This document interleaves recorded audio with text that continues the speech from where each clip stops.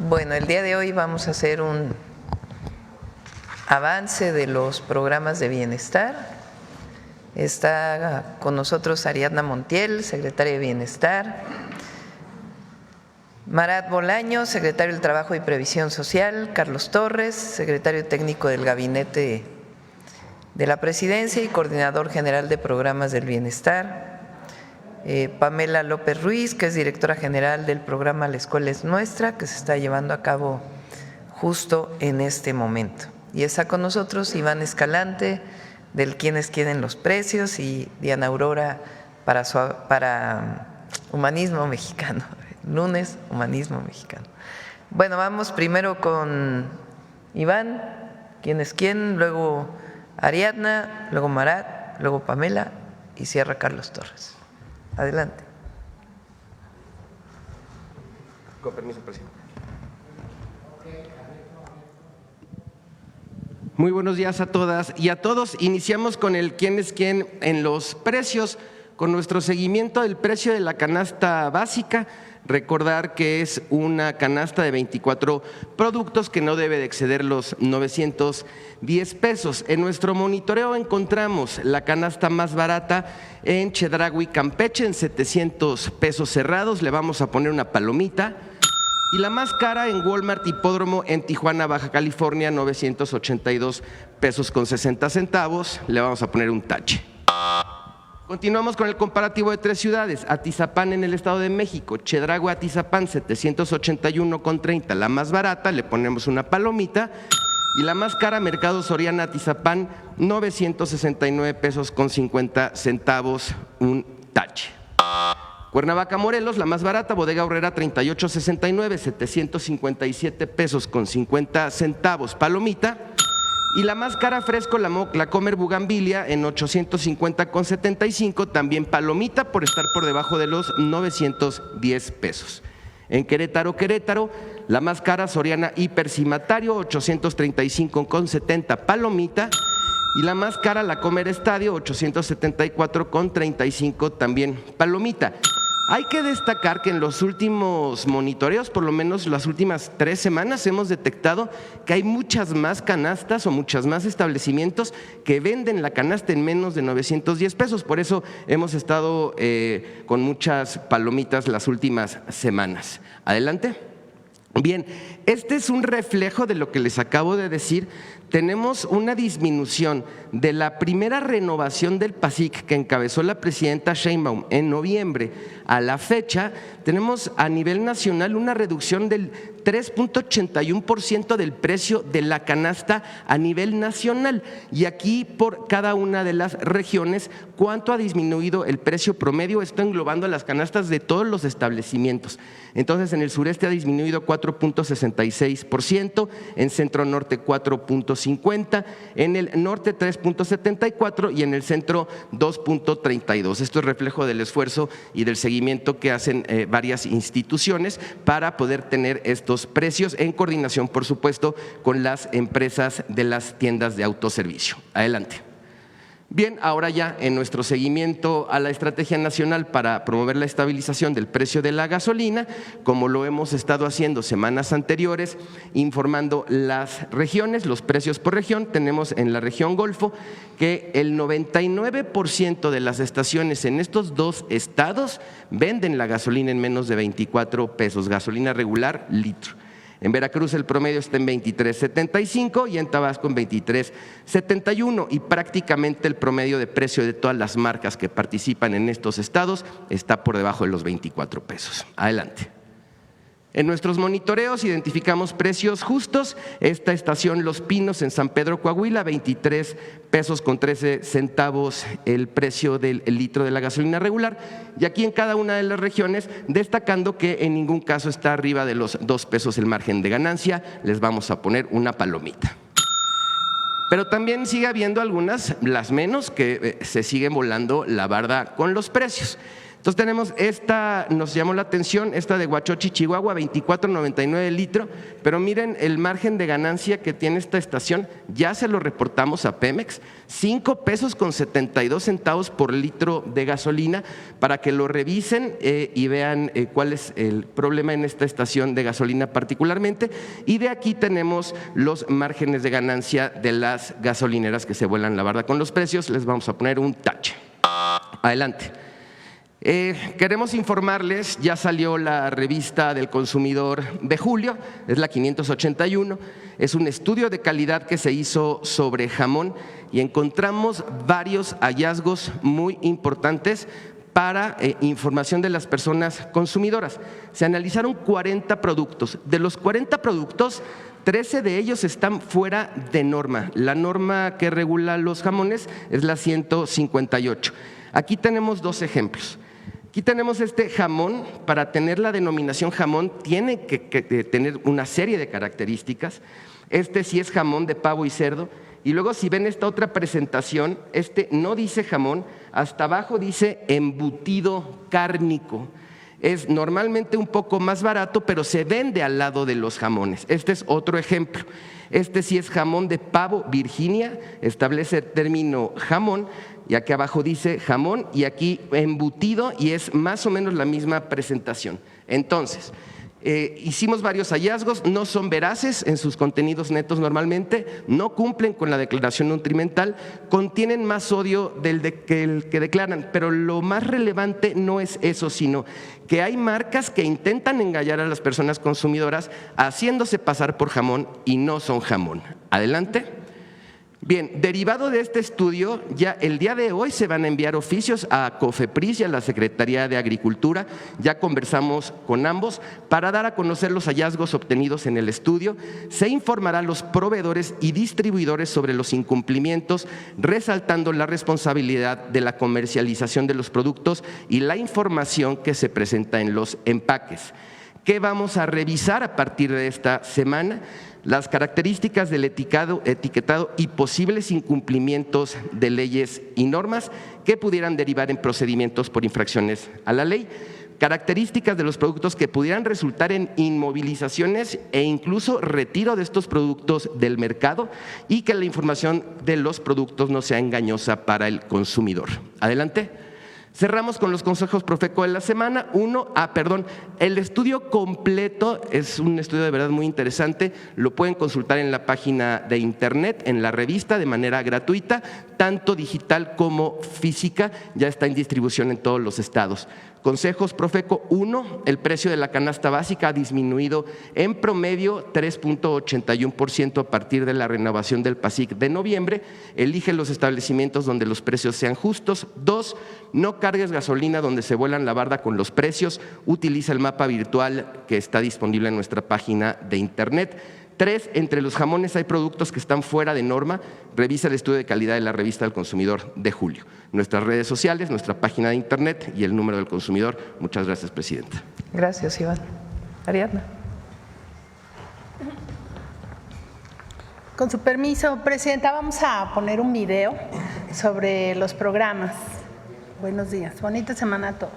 En el segundo piso de la Cuarta Transformación, los programas del bienestar siguen creciendo. Más de 1 millón de mujeres mayores de 63 reciben su pensión y pronto las de 60 a 62 años. Salud casa por casa para 14 millones de personas con discapacidad y adultas mayores. Más de 4.5 millones de estudiantes de secundaria ya tienen la beca Rita Cetina y llegará a preescolar y primaria. Poner primero a quien más lo necesita fortalece el bienestar y la prosperidad compartida. Gobierno de México. Muchas gracias. Pues iniciamos la semana con buenas noticias. Adelante. Sobre los avances de los programas en general. Ya son 16 millones con 125,000 beneficiarios y derechohabientes de los programas y pensiones de la Secretaría de Bienestar. La inversión en este bimestre va a ser de 90,957 millones de pesos. Como ustedes saben, anunciamos hace 8 días el inicio del pago de estos programas. Adelante.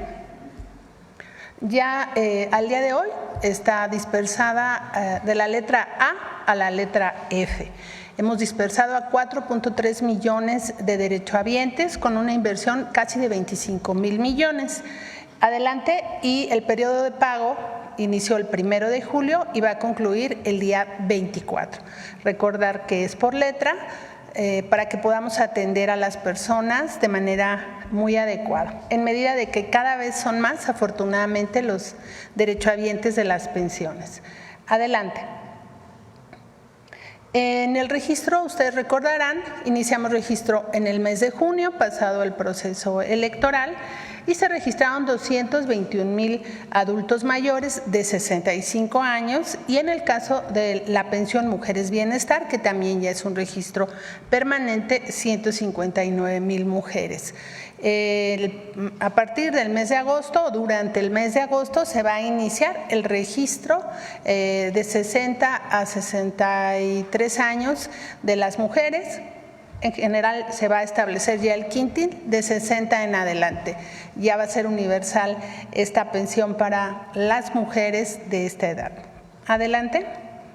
Y como acabamos de ver en el video, uno de los 3 programas nuevos que ha implementado la presidenta, bueno, pues es Mujeres Bienestar, y el otro es Salud Casa por Casa, que también hemos informado a detalle en el Gabinete de Salud, y ya hemos realizado al día de ayer más de 1 millón de visitas a las y los adultos mayores y seguimos avanzando. Adelante. Y en materia de salud estamos apoyando al IMSS Bienestar para la realización de las asambleas comunitarias para elegir los comités que van a aplicar los recursos del programa La Clínica es Nuestra. Ya 8,078 clínicas tienen su comité y estamos por terminar el día de mañana. Adelante.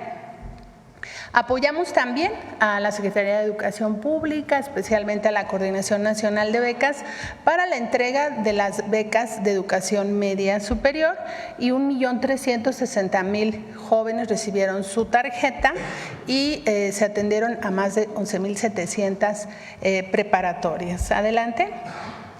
Como ustedes saben, con la presidenta hemos acompañado la gira para la entrega de los recursos de este Fondo de Infraestructura Social, que esta vez tiene como destino las comunidades indígenas. Son 20,150 pueblos, comunidades que van a recibir este apoyo. Ya 19,327 están conformadas en su comité de administración y vigilancia.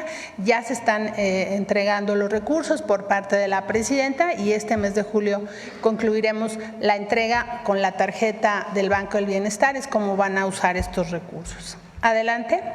Estamos apoyando al Infonavit a realizar el censo de viviendas, de lo que aquí se ha comentado, que tienen condiciones de litigios, de abandono y demás. Entonces, nosotros estamos realizando este censo a 842,000 beneficiarios. También vamos a apoyar al Foviste y llevamos casi 400,000 viviendas visitadas. Y ya van a empezar el Infonavit a aplicar lo que a cada vivienda le corresponda por su situación. Pero es muy importante hacer este censo individual y que ya no pase lo anterior con los despachos. Adelante. También apoyamos a Alimentación para el Bienestar a realizar las asambleas y la entrega de las tarjetas de las tiendas del bienestar que se van a remodelar para tener mejores condiciones de atención y ya hemos entregado 6,550 tarjetas. Es un recurso que les da Alimentación para el Bienestar para rehabilitar las tiendas. Adelante.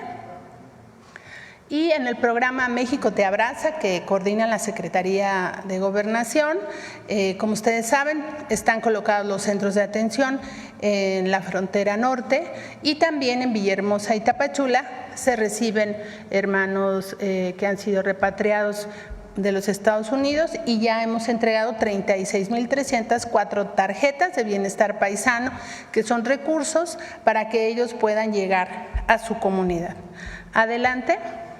También estamos apoyando a la Secretaría de Cultura con la realización de un censo para el programa de mujeres artesanas. Se realizó con el pueblo Amuzgo un poco antes de que entrara el huracán y se registraron 6,941 artesanas que llevan su artesanía, que se les registra y es una tarea de la Secretaría de Cultura y de FINADIEN. Adelante. Y en coordinación con la Secretaría de Energía se están realizando el programa de estufas de leña. En este momento estamos haciendo, ya realizamos 91 asambleas, todas en la zona purépecha de Michoacán, para que podamos informar y sensibilizar a las familias de la importancia de cambiar a la estufa ecológica de leña. Ya hay promotores y constructores registrados quienes van a construir estas estufas, que son personas de la comunidad, y la tarea que nosotros tenemos es coordinar las asambleas y realizar el censo. Allá están nuestros compañeros servidores de la Nación, hay una brigada de todo el país que está visitando casa por casa, platicando sobre todo con las mujeres para incorporarlas a este programa. Y en semanas posteriores se iniciará la construcción. Es cuanto, Presidenta. Buenos días. Gracias.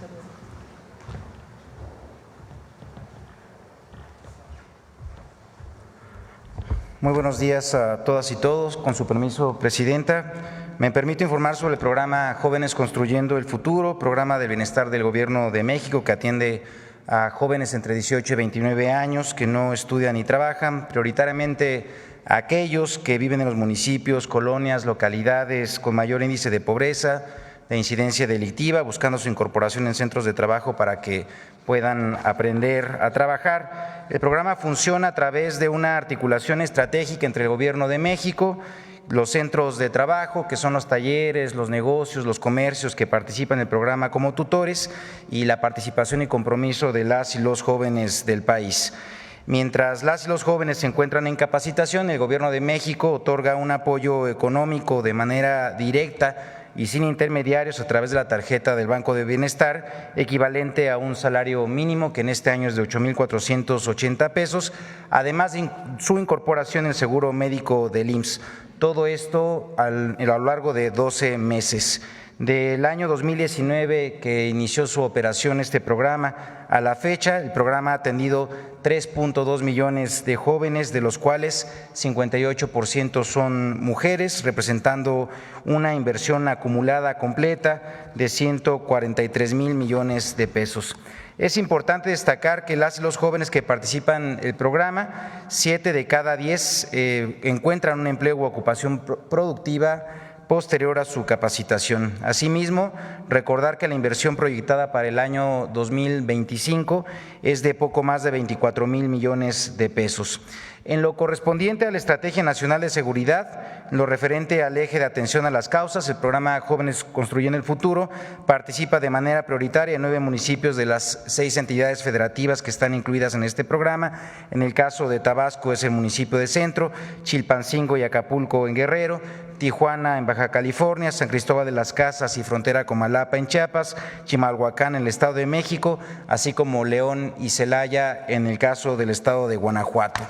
Y hay que mencionar que la inversión que se ha hecho solamente en estos municipios por parte del programa en el año 2025 ha sido de 481 millones de pesos, atendiendo así a 16,562 jóvenes. El programa Jóvenes Construyendo el Futuro de igual manera participa en las ferias y en las brigadas por la paz organizadas tanto por la Secretaría de Gobernación como por Seguridad, brindando atenciones directas en los módulos, así también dando prioridad a los jóvenes que asisten de manera presencial en estos espacios de atención directa, mejor conocido como las oficinas móviles. Quiero recordarle a todas y todos los jóvenes que los días 28 de cada mes son fecha de pago, por lo cual el pasado 28 de junio 222,858 beneficiarias y beneficiarios recibieron su apoyo. Asimismo,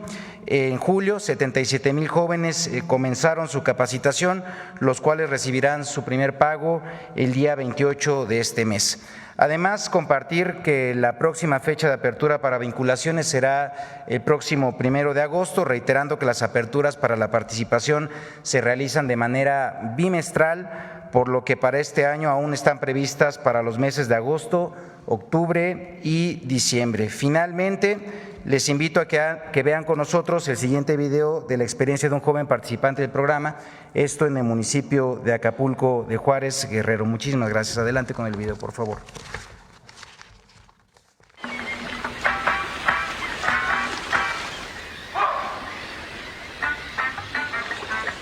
El programa Jóvenes Construyendo el Futuro sí ayuda a pacificar el país, ya que le abre las puertas a muchos jóvenes como yo al conseguir trabajo, al conseguir un sueldo, al conseguir algo en que ocuparnos, estar distraídos y poder crecer como personas y como trabajadores y contribuyentes a esta sociedad. Hola, ¿qué tal? Mi nombre es Cristian Eduardo Vilés Sandoval, tengo 23 años y me estoy capacitando en el Hotel Los Flamingos en Acapulco, Guerrero.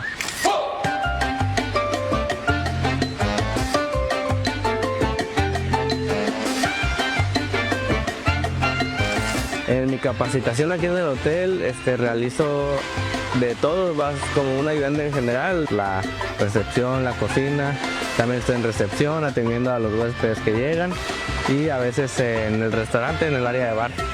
Lo que más me gusta de ser parte del programa de Jóvenes Construyendo el Futuro es que está cerca de mi casa, que estoy pues con mi familia, que también es un centro de trabajo que entre comillas ya conocía y que estoy aprendiendo, y todo eso también es remunerado. Todas estas áreas de oportunidades van a ayudar a los jóvenes, ya que los jóvenes, al haber actividades culturales, al haber actividades deportivas, al haber todo este tipo de actividades, les abren otro camino a los jóvenes para que sepan que no solo el camino de la delincuencia, el crimen es el único y el más fácil que hay. También hay otros que son más sanos y son más buenos para la vida, para uno mismo. Gobierno de México. Es cuanto, presidente.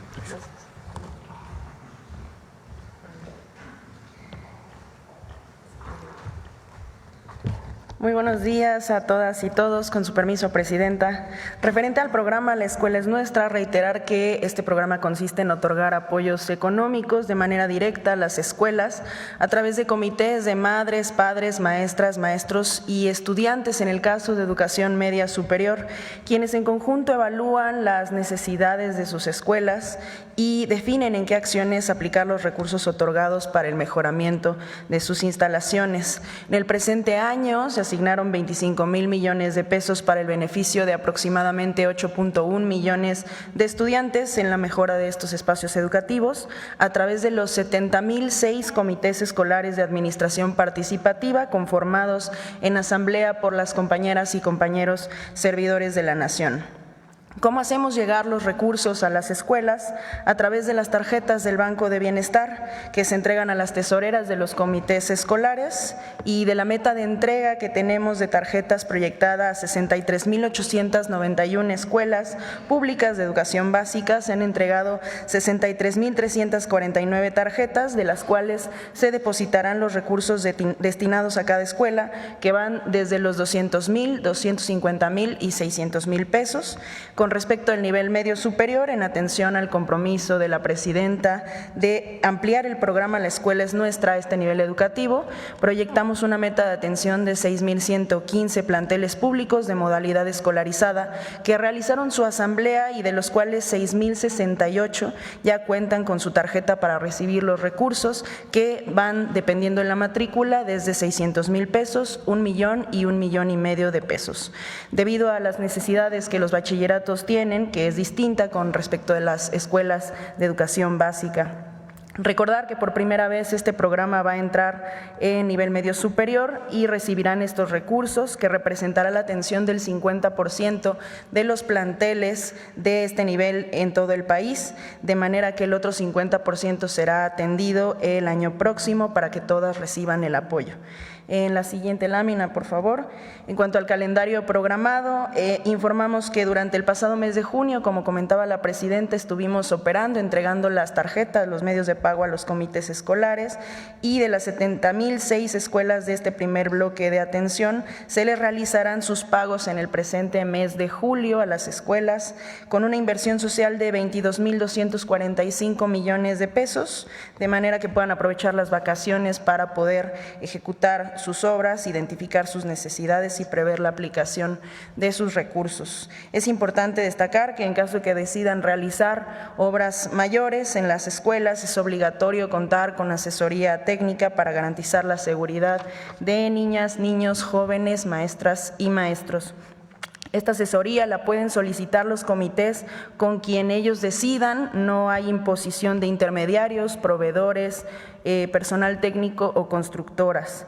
Respecto del presupuesto restante del programa, se iniciarán las convocatorias de asambleas en aproximadamente 6,000 escuelas adicionales, una vez concluyendo el periodo vacacional durante el mes de septiembre, y llevarán a cabo su incorporación al programa para avanzar en la incorporación al programa y garantizar la educación como un derecho de niñas, niños, jóvenes y, bueno, también maestras, maestros, por supuesto, a la educación en este país. Es cuanto, Presidenta. Gracias.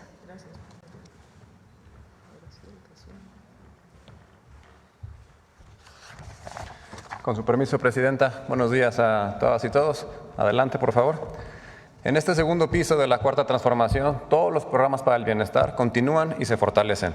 No solamente los que mis compañeros acaban de presentar, como podemos ver en la lámina, también estamos hablando de las becas para estudiantes de todos los niveles escolares, programas de apoyo al campo adscritos a la Secretaría de Agricultura, como es el caso de Producción para el Bienestar, entrega de fertilizantes gratuitos, precios de garantía y Bien Pesca. Y también el programa de mejoramiento de vivienda. En su conjunto, estos programas representan la columna vertebral de la política social del Gobierno de México, pues dignifican y transforman vidas. Adelante. Considerando que a partir de este año las mujeres de 60 a 62 años, como ya se mencionó, recibirán la pensión Mujeres Bienestar, tenemos una meta que asciende a 33 millones de derechohabientes. Actualmente el 82% de las familias del país reciben por lo menos un programa y esta cobertura continuará aumentando. Recordar que para este año contamos con una inversión histórica para todos los programas de 835,000 millones de pesos. Y cuando hablamos de inversión histórica, hablamos de justicia histórica.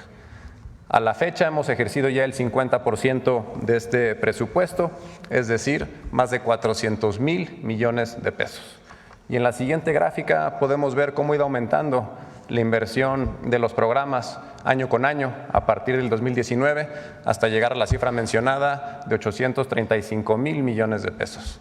Esto ha sido posible sin el aumento de los impuestos, con el manejo honesto de los recursos e impulsando una recaudación justa y efectiva.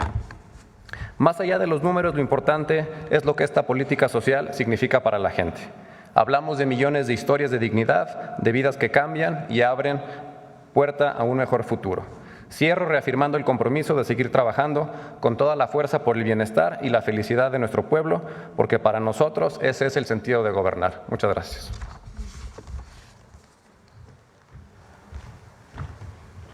Bueno, pues como ven son 835,000 millones de pesos, casi 836,000 millones de pesos invertidos este año en programas de bienestar y atienden o llegan a más de 33 millones de personas.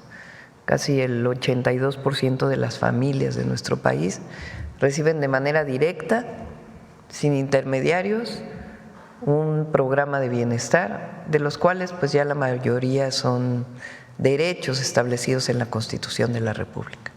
Ese es un sello de la Cuarta Transformación y del humanismo mexicano. Bueno, vamos con las preguntas. Aquí. De este lado. No, acá, primero. Y luego ya.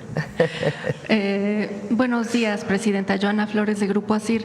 Para 2026, ¿se mantendrán estos 835,000 millones de pesos? Vamos a llegar por lo menos a 100,000 millones de pesos más.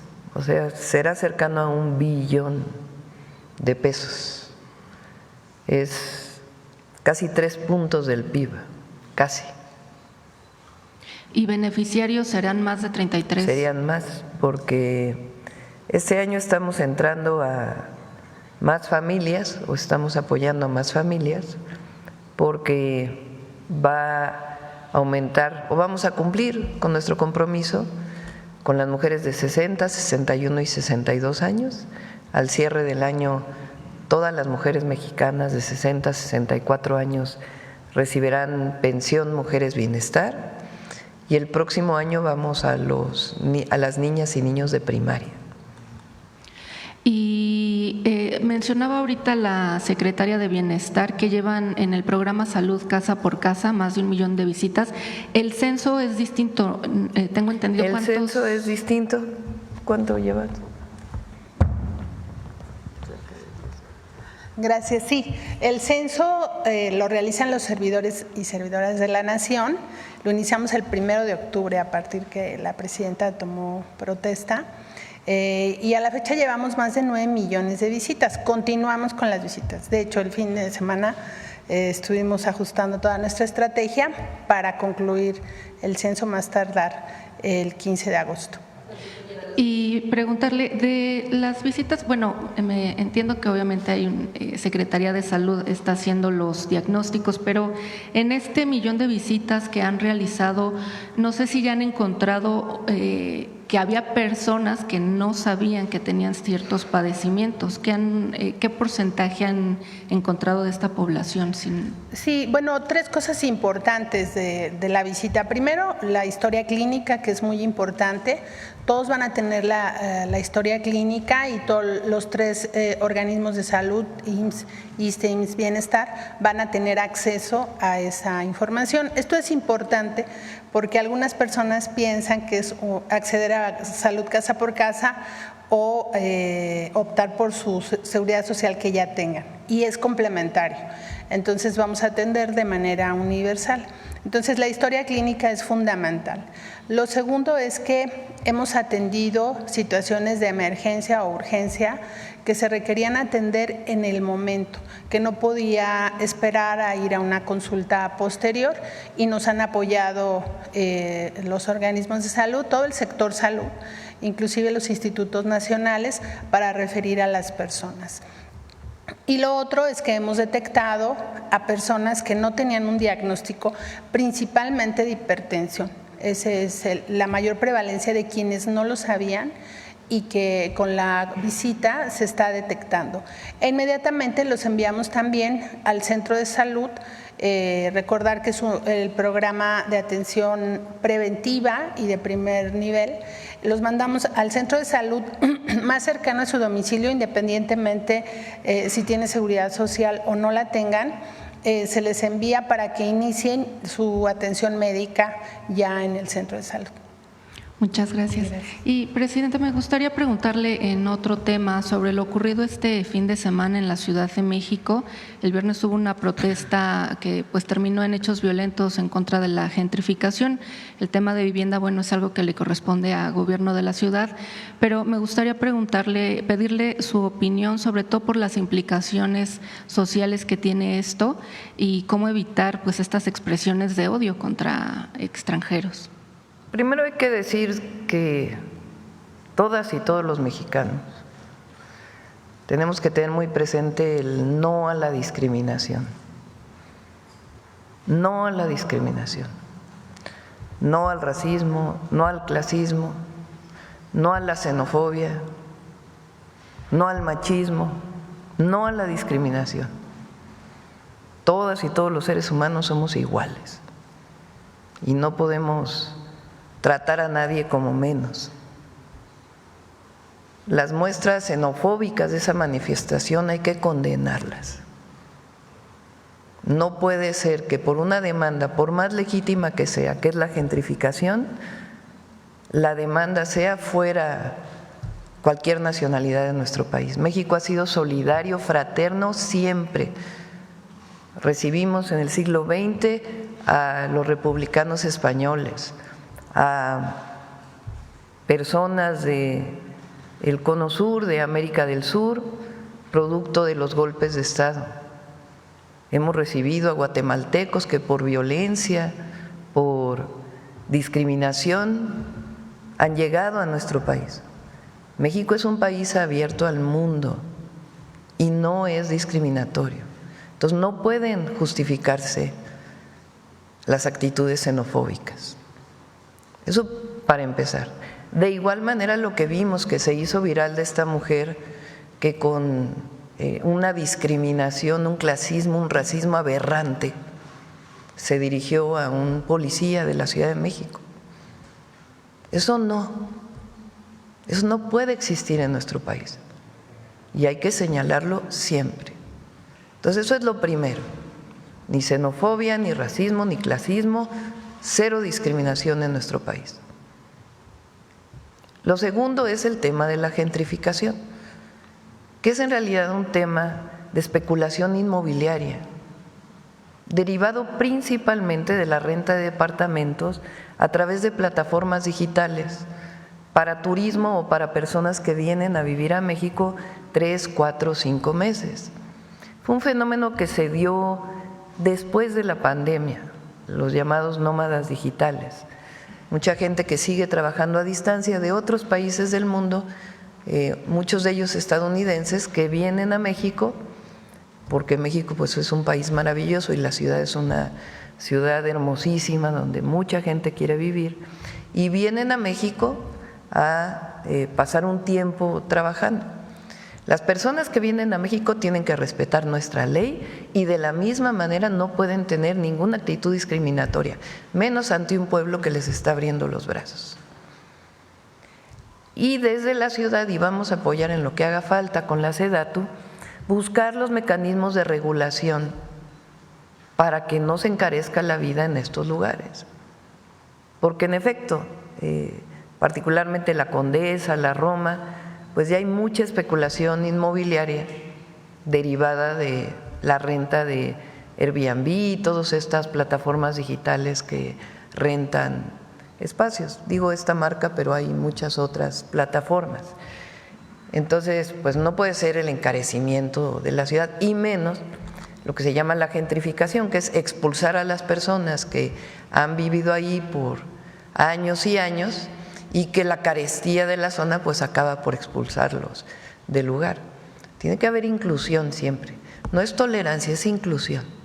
Nosotros somos una sociedad incluyente. Entonces, no a la xenofobia, no al racismo, no al clasismo, no a la discriminación y trabajar con la Ciudad de México, acompañar a Clara Brugada, a todo su equipo, pues en buscar un mecanismo que permita que pues no se encarezca tanto el nivel de vida. Pero nosotros somos un país abierto al mundo, solidario, fraterno, así es nuestro pueblo y así hay que ser. Presidenta, en el caso de la mujer argentina que atacó atacó verbalmente al policía, ¿no siente deplorable, la verdad. Toda nuestra solidaridad al policía que recibió estos insultos. Entonces, no sabía que era argentina. Cualquier mujer, hombre, que quiera venir a vivir a la Ciudad de México o a cualquier lugar de nuestro país, tiene que respetarnos. De igual manera que nosotros debemos respetarlos. Pero estas actitudes que no solo se dan de una persona extranjera que vive en México, sino también lo vimos en muchas de las marchas el año pasado, de una actitud absolutamente discriminatoria, clasista y racista. No al racismo, no al clasismo, de cualquier mexicano o mexicana o cualquier persona que quiera venir a vivir a nuestro país. Presidenta, ¿y no siente un mal precedente el hecho de que no haya sanciones contra personas que están atacando a nuestros policías, que ustedes en la Ciudad de México? Sí, hay sanciones desde COPRED, en el caso de la Ciudad de México, CONAPRED o COPRED, y puede haber otro tipo de sanciones. La discriminación también es un delito penal. Y, Presidenta, en otro tema, el Pemex, en un reporte que envió a la Comisión de Bolsa y Valores de Estados Unidos, informó que paró labores de diciembre a febrero del 24 a este año. Preguntarle actualmente cuál es la ¿paró labores en Dos Bocas, perdón, en la refinería? Recuerden que aquí en la mañanera lo mencionaba, hubo un momento en que el crudo estaba contaminado con sal, es normal. Nada más que hay que hacer una serie de procedimientos de descontaminación del agua salina. Y ahí hubo pues un proceso largo para poder hacer esta limpieza. Se requería todavía más equipo, apoyo, eso ya está listo. Y la refinería está funcionando, Valdría la pena, voy a pedirle a la Secretaría de Energía, al director de Pemex que los lleve, que hagan una visita todos allá a Paraíso Tabasco, a la refinería Olmeca, para que vean lo impresionante que son las instalaciones y que vean cómo está operando. Actualmente, entonces, Dos Bocas está operando. Tuvo un problema un día por un problema eléctrico hace unos días, como parte pues de los procesos, pero están funcionando ya los 2 trenes de refinación. ¿Y se sabe a qué capacidad, presidente, está? Sí, hasta hace un tiempo estaba casi en 200 millones de barriles. Y finalmente también en febrero pasado usted nos mencionaba que para julio estaría listo ya el tren AIFA, México-AIFA, saber en qué proceso están, si ya están próximo a inaugurar. Hubo un problema ahí con varias comunidades, se está trabajando. Entonces va avanzando, pero hay una parte en donde pues se está en diálogo con las comunidades para que no haya problema con el paso del tren en esa zona. Me reuní con ellos y con todo el equipo y les damos luego la fecha de inauguración, pero ya se resolvió el problema con las comunidades. ¿Qué zona era? Perdón, ¿dónde? Es en el Estado de México, que en algunos municipios en donde pues la gente, fíjense, hay algunos que piden de la línea original, de la vía original, que no fueron apoyados en su momento, y otras comunidades que piden pues apoyos sociales que siempre se dan y hay un diálogo, un proceso para apoyarlos. Hay otros que dicen que fueron dañadas sus viviendas, también se está haciendo una revisión de las viviendas, una evaluación con INDAVIN, porque es el mecanismo que tiene que haber en el gobierno para poder pagar una vivienda dañada. Entonces todo eso se está atendiendo y ya prácticamente está liberado y ya pues puede entrar con todo. Y después está el AIFA Pachuca, que también pues hay un porcentaje de avance y también se está trabajando para el derecho de vía. ¿Y estas negociaciones o mesas que llevaron con estas poblaciones, cuánto retrasaron esta inauguración? Pues cerca de 4 meses más o menos. Entonces, otros 4 meses, digamos, probablemente, para poder sí. abrir. Muchas ya gracias. les damos la fecha exacta. Sí. Gracias, bueno.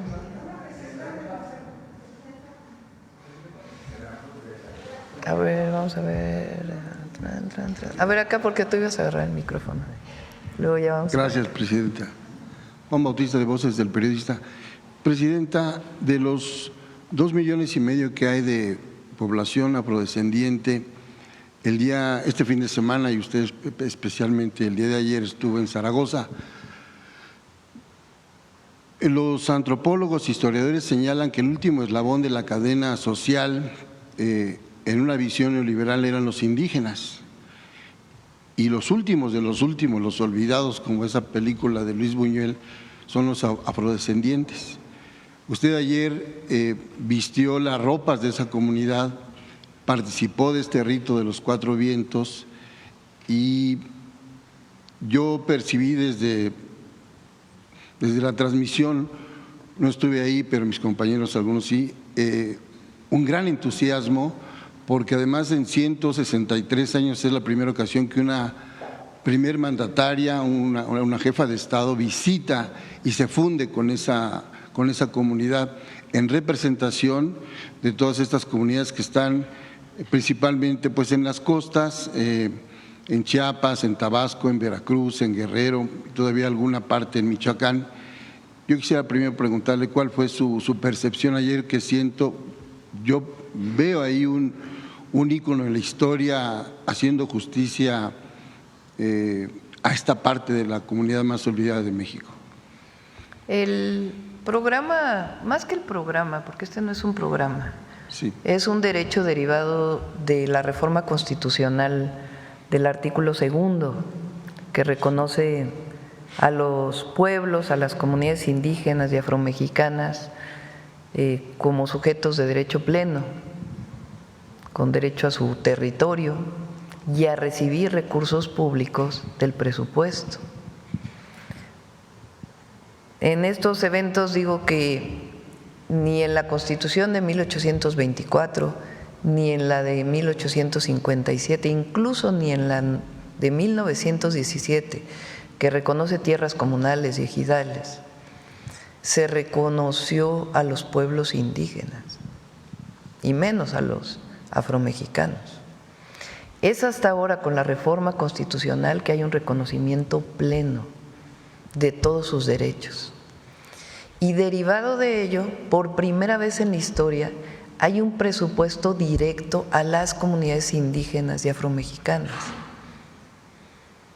Normalmente el presupuesto se dividía en federal, estatal y municipal, y lo demás pues eran pequeños apoyos que se daban a una u otra comunidad. Por primera vez todas las comunidades, todas, indígenas y afromexicanas, están recibiendo un presupuesto directo, y eso va a ser ya por siempre, tiene que quedar perfectamente establecido en las leyes. ¿Cómo se entregan estos recursos? Pues a través de sus formas, de las formas tradicionales de organización, que es la asamblea. Se hace una asamblea, las comunidades nombran al comité de ejecución, al comité de vigilancia y a su tesorera, que es mujer. Se les da un recurso derivado de una fórmula, porque es parte del presupuesto del FAIS, que es un presupuesto que existe desde hace algunos años, pero que nunca había tenido una parte directa a las comunidades. Entonces, es una fórmula que se deriva de 2 variables principales. población, qué tanta población tienen, y marginación, nivel de marginación.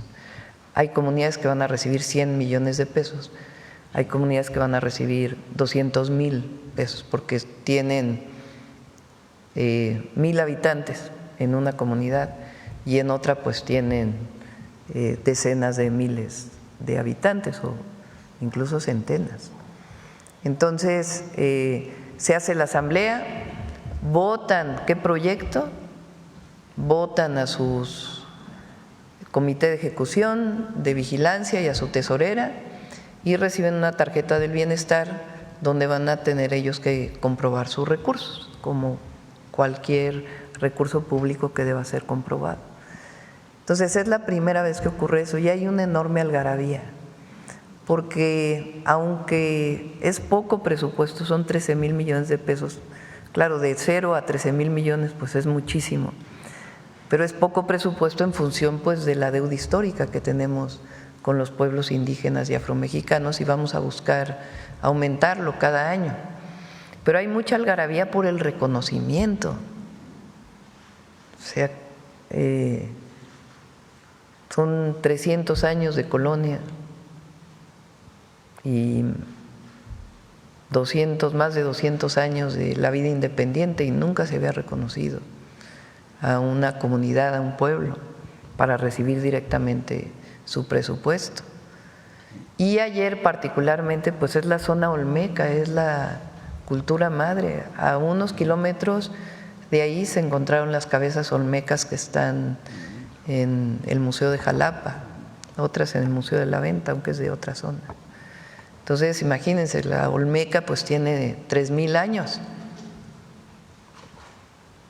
Entonces sí es algo muy simbólico y pues sí hay mucha alegría y es muy hermoso, la verdad, es algo inenarrable, el cariño y el amor mutuo, porque es mutuo. Sí, eso se percibió. Solamente haría otra pregunta, Presidenta. El fin de semana, después de que se anunció la detención de Julio César Chávez Jr., en las redes sociales, en los programas de televisión, viernes, sábado, domingo y todavía hoy en la mañana, se está intentando construir una narrativa igual que el sexenio pasado, tomar ciertos cabos en el caso de este chico, que el mismo papá, Julio César Chávez, la gran leyenda, ha hecho pública su posición de respaldar a su hijo, incluso de llevarlo a atención médica y psiquiátrica, con mucha valentía. Como padre enfrentado a esa situación, pero pareciera que algunos personeros de medios tradicionales y medios comerciales tratan de ligar la historia del padre con el hijo cuando son situaciones totalmente distintas e intentan ligar el tema del narcotráfico con apoyos a la Cuarta Transformación. Entonces se está construyendo una narrativa y yo quería preguntarle sobre eso, Presidenta. Pero ya tiene tiempo, ¿no? Sí. No es nuevo. Sí. No es nuevo el narcopresidente. Sí. No tiene cabida, pues no tiene asidero en la gente porque pues cuando se inventan cosas pues no hay manera de… Cuando hay una acusación pues tiene que demostrarse y particularmente si es penal pues tiene que haber pruebas para que haya una carpeta de investigación. Y un juez tiene que revisar las pruebas para ver si emite una orden de aprehensión. Entonces, yo creo que es importante decirlo, nosotros no establecemos relaciones de contubernio con nadie. Con nadie. Nosotros defendemos un proyecto que tiene como eje la honestidad y la justicia. Entonces, si hay una orden de aprehensión, como en este caso hay una orden de aprehensión, pues la Fiscalía tiene que explicar cuáles son las pruebas. Si vienen de una investigación, inteligencia donde participa la Secretaría de Seguridad y Protección Ciudadana como coadyuvante del Ministerio Público, pues tienen que presentarse las pruebas, siempre. En México todo el mundo es inocente hasta que no se demuestra lo contrario. Pero pues cuando hay una orden de aprehensión pues hay pruebas que sustentan. Gracias, presidente. Sí. A ver, vamos a ver. A ver sobre gentrificación. Muchísimas gracias, presidenta. José Manuel Fuentes, de Capital 21, Corazón de la Capital.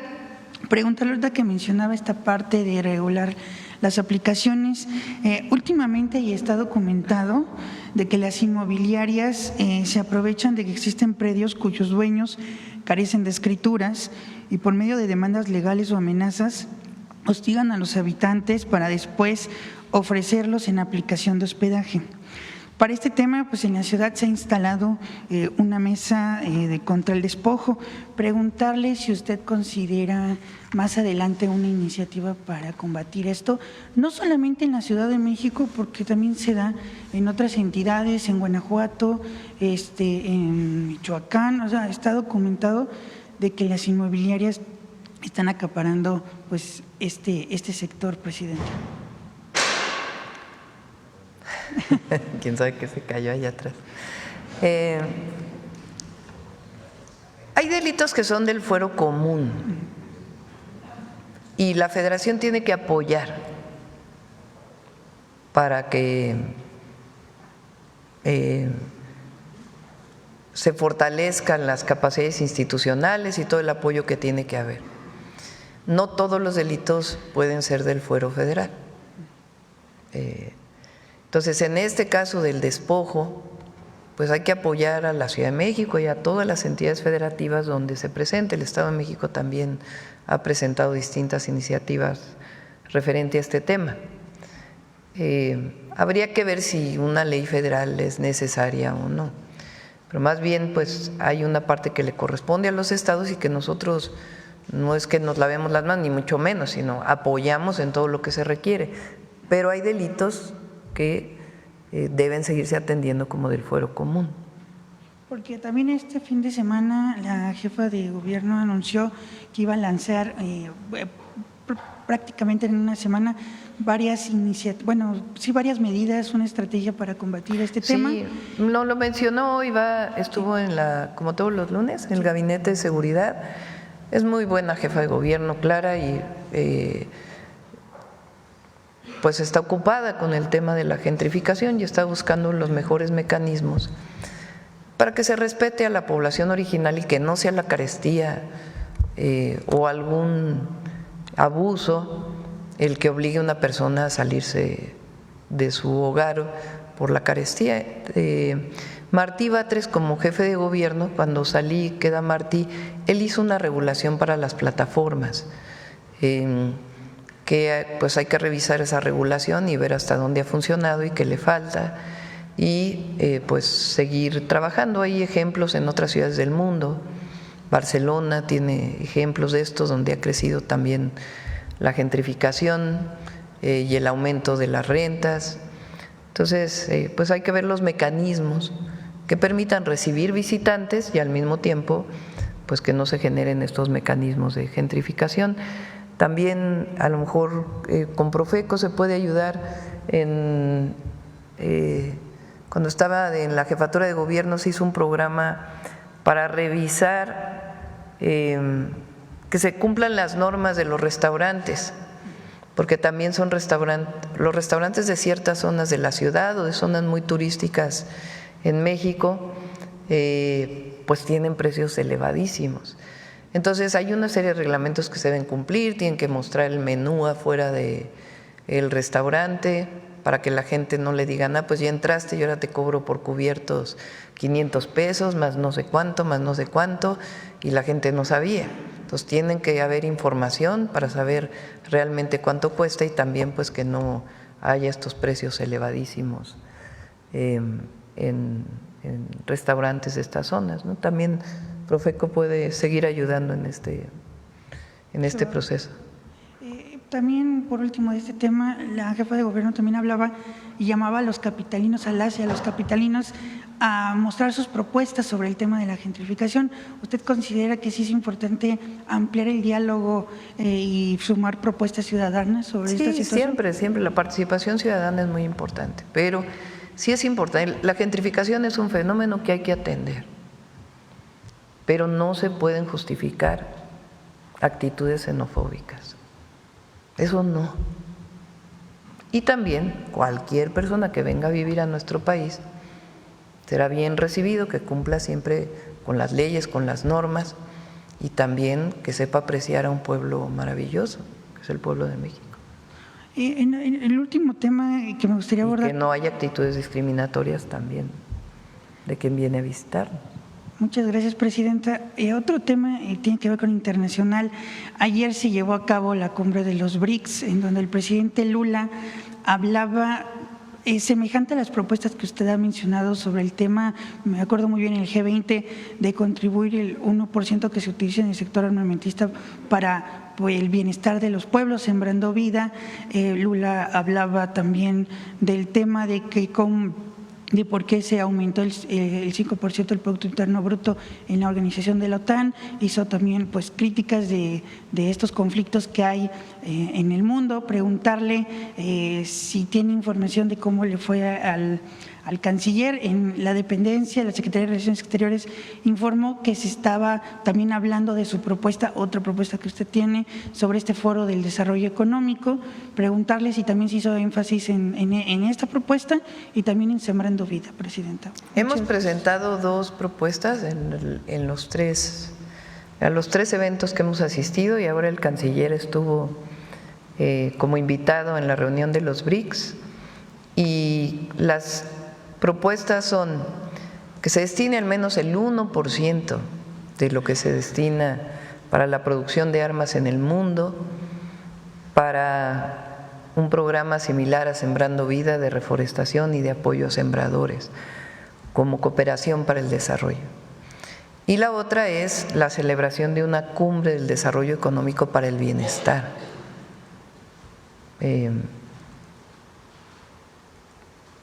El desarrollo económico, no el crecimiento económico, porque es distinto. El crecimiento económico habla esencialmente del incremento del Producto Interno Bruto, que es una manera de medir la economía de un país. Pero esa medición no te muestra la distribución de la riqueza, o no te muestra el bienestar de las personas. Por eso hablamos nosotros de desarrollo económico sustentable, que no afecte al medio ambiente, y con bienestar, porque el interés más importante pues es en el desarrollo de un país pues es el bienestar del pueblo, el bienestar de la gente. Lo hicimos en la CELAC y lo hice en mi participación en el G7, y lo ha retomado el presidente Lula. Y frente a la situación que estamos viviendo en el mundo de incremento del gasto armamentista, que es increíble, o sea, la producción de armas no puede ser el motor del desarrollo, imagínense. Entonces, frente al incremento de la producción de armas, pues siempre hay que tener una visión pacifista y del desarrollo económico para el bienestar. ¿Qué es lo que ha caracterizado su posición pacifista a México siempre? Y el desarrollo económico para el bienestar, pues es la esencia de la transformación y del humanismo mexicano. Y no solo lo hacemos hacia adentro, sino es una propuesta hacia afuera. Ahora, nuestro principal tema pues es el desarrollo económico con bienestar en nuestro país. Muchas gracias, Presidenta. Bueno, a ver, aquí para acabar esta fila, mira, ahora nos vamos así. Muchas gracias, Presidenta. Mariana Madrid, de Canal 3 Salvavisión. Precisamente hablando de los BRICS, pues ¿cuál sería la posición de México? ¿Cómo queda el gobierno frente a la declaración que hizo Donald Trump, el presidente de Estados Unidos, de un 10% adicional de aranceles a los aliados de los BRICS? Pues nosotros no estamos de acuerdo.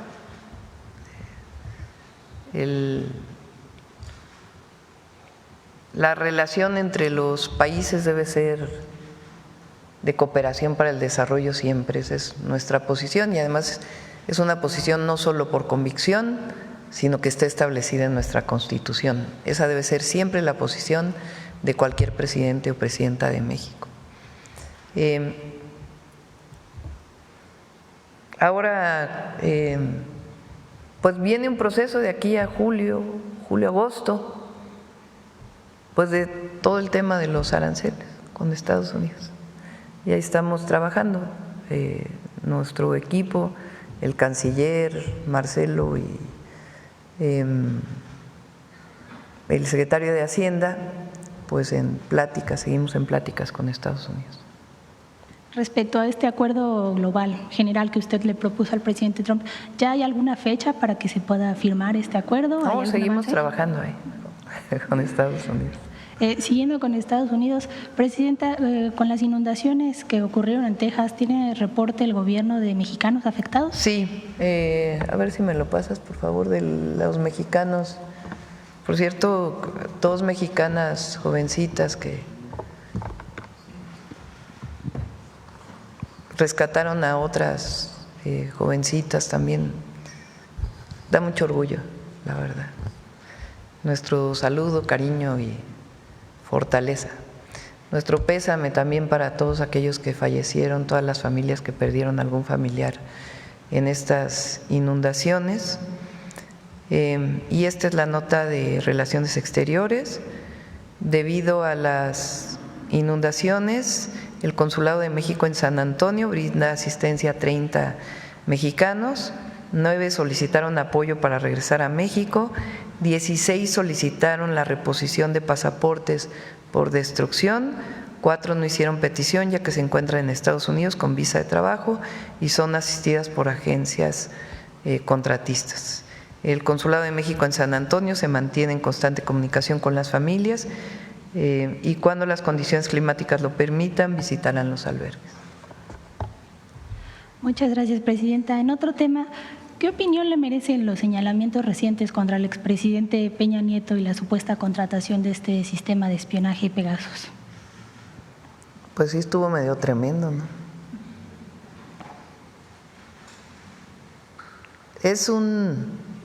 Lo que entiendo es que es un juicio en Israel, ¿no?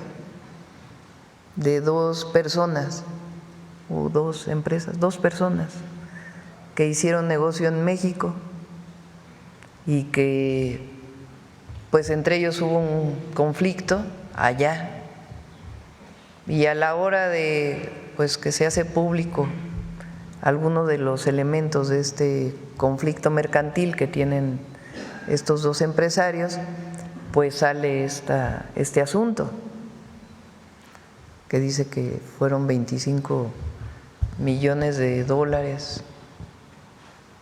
No viene el nombre, nada más dice N. Viene más información, pero no viene el nombre completo, nada más que en un lugar dice N electo en el 2012. Y luego también de montos por visitas. Pero bueno, ya el expresidente Peña Nieto dijo que no es así. Entonces, bueno, pues ahí está el tema. Y finalmente, Presidenta, hace unos días el IMSS mandó pues su reporte al Congreso de la Unión y pues dijo que tiene algunos problemas financieros debido pues al gasto que generan las enfermedades crónicas. ¿Cómo se puede garantizar que estos problemas no vayan a afectar al IMSS a largo plazo? ¿Está garantizado su presupuesto? Ya va a venir el IMSS, esta cosa de que el IMSS no tiene dinero, que tiene contados sus días, que es otra, ¿cómo decimos los miércoles? Mentira. El IMSS tiene muchísimos recursos derivado del aumento salarial, del aumento al salario mínimo, de la política de aumento a los salarios, de la Cuarta Transformación, de la desaparición del outsourcing y de la formalización de muchos empleos que vivían fuera de norma, como ahora el caso, por ejemplo, de las plataformas digitales. Entonces, no, el IMSS tiene suficientes recursos y están bien manejados. Y ya ahora que venga Zoe para el día que hablemos de salud, pues que también explique las finanzas del IMSS. Hizo él un video, porque salió ahí una nota tremenda de que… Pero no, está bien el IMSS, afortunadamente está muy bien. Muchas gracias. Sí. Acá, a ver aquí. Buenos días, Presidenta. José Leveña de Publimetro, no me levanto por las cámaras. Este fin de semana se terminó, después de más de una década, el Hospital Materno-Infantil ahí en Veracruz, en Coatzacoalcos. ¿Qué representa para el Gobierno y si ustedes tienen un censo de obras similares que están en estado de abandono por todo el país? Sí, en salud estamos haciendo, bueno, recuerden que cuando llegó el presidente Andrés Manuel López Obrador, había cerca de 80 hospitales abandonados. Ahora estamos encontrando por ahí algunos otros. Por ejemplo, en Misantla, en Veracruz, hay un hospital ahí abandonado. Eran 80 por el Seguro Popular o por las famosas asociaciones público-privadas. Entonces, él pues lo recuperó y algunos eran del IMSS, otros del ISSSTE, principalmente del IMSS y de los estados. Entonces, metió recursos tanto para el IMSS como para el IMSS Bienestar y se están terminando muchos de ellos. Por eso pues hemos ido inaugurando muchos hospitales, ya llevamos cerca de 10 hospitales que estamos inaugurando, que pues continúa su construcción desde entonces y que ya están en funcionamiento. El hospital de ayer, el materno infantil o para la mujer y la niñez en Coatzacoalcos, es algo impresionante. Los equipos, a ver si tienes las fotos ahí, algunos de ustedes pudieron entrar. Este es el hospital, a ver si pones los equipos. Este es para, bueno, el anterior es para la atención neonatal, es equipos completamente equipados, está todo el personal necesario contratado, son equipos de última generación, ningún hospital privado en Veracruz tiene esto. Digo privados porque siempre se dice que lo privado es mejor que lo público, pues no. A ver si tienes por ahí el tomógrafo. Bueno, todas las camas perfectamente equipadas. Está por ahí.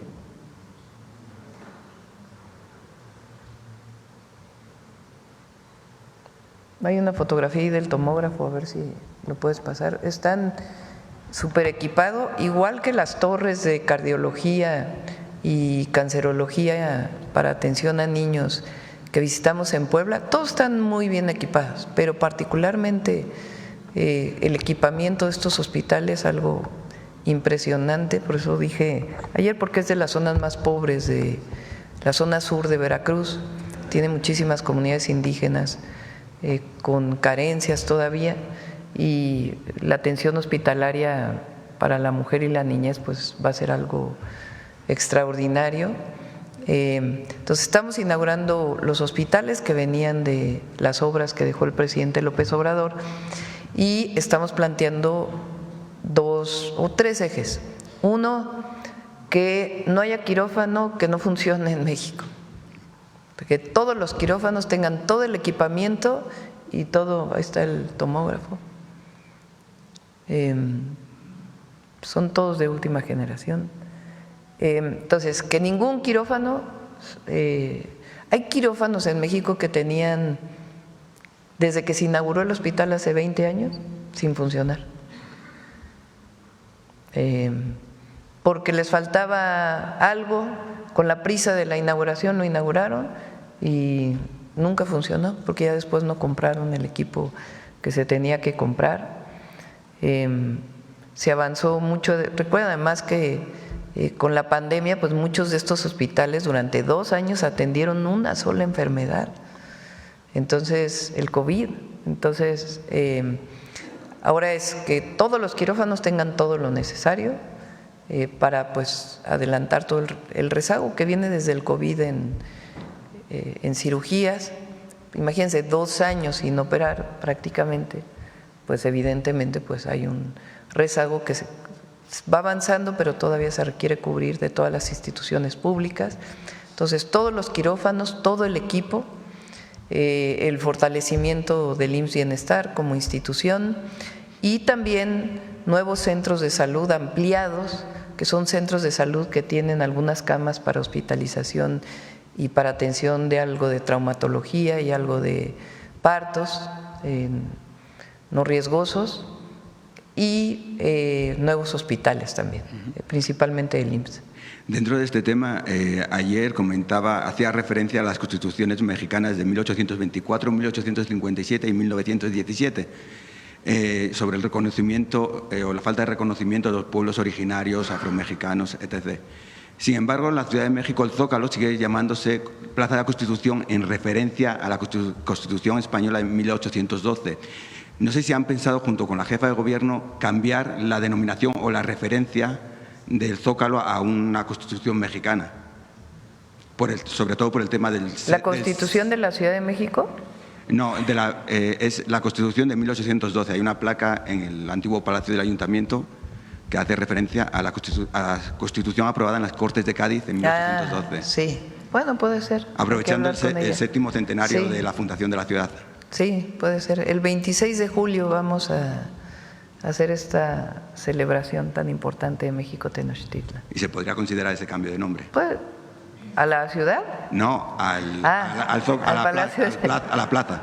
Sí, pues lo platicaremos con la jefa de gobierno. Por otro lado, se están desarrollando, aprovechando que está el secretario de Trabajo, unos foros para hablar con empresarios sobre la implantación de la semana laboral de 40 horas. Recientemente estuvo en Nuevo León y el gobernador Samuel García habló de incentivos fiscales para ir aplicando paulatinamente la semana laboral de 40 horas. Me gustaría saber si desde el Gobierno federal se podría plantear estos incentivos fiscales en todo el país y si en los polos de desarrollo se podría aplicar como programas piloto. No, a ver, la semana de 40 horas se está discutiendo apenas, son los foros. Y ya planteamos que es algo paulatino y la idea es que todo el mundo esté de acuerdo, no que se tengan que aplicar incentivos fiscales por la semana de 40 horas, pues eso no tendría sentido.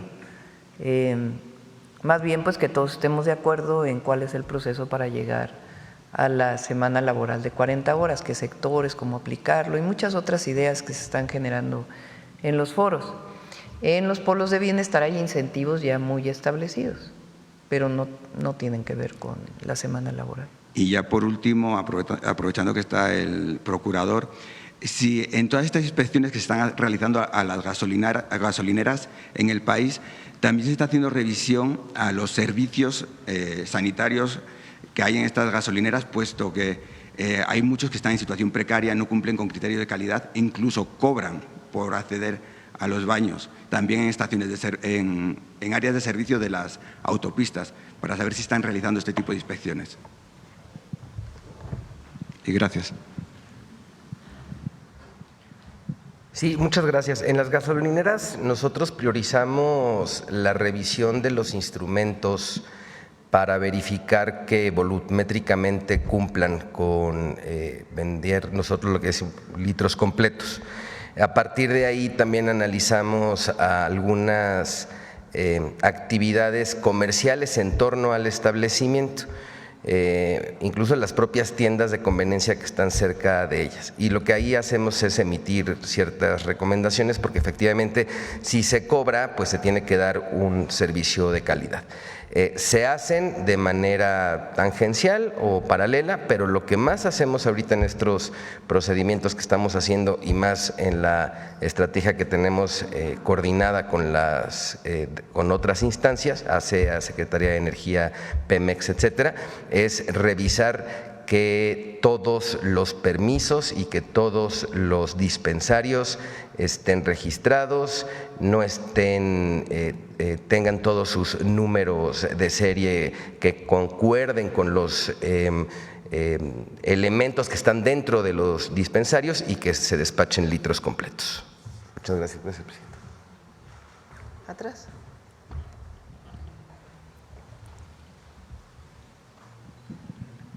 Gracias, presidenta. Buenos días. Karina Aguilar, de Diario 24 Horas.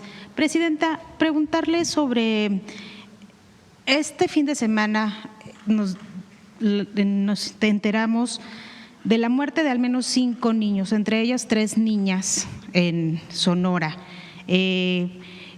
¿Se puede hablar, Presidenta? Hay organizaciones civiles que hablan de un incremento hacia la violencia infantil. ¿Están ustedes revisando este tema? ¿Usted podría hablar de un incremento hacia este tipo de violencias? Hoy lo pregunté en el gabinete. Vamos a hacer una revisión con las cifras.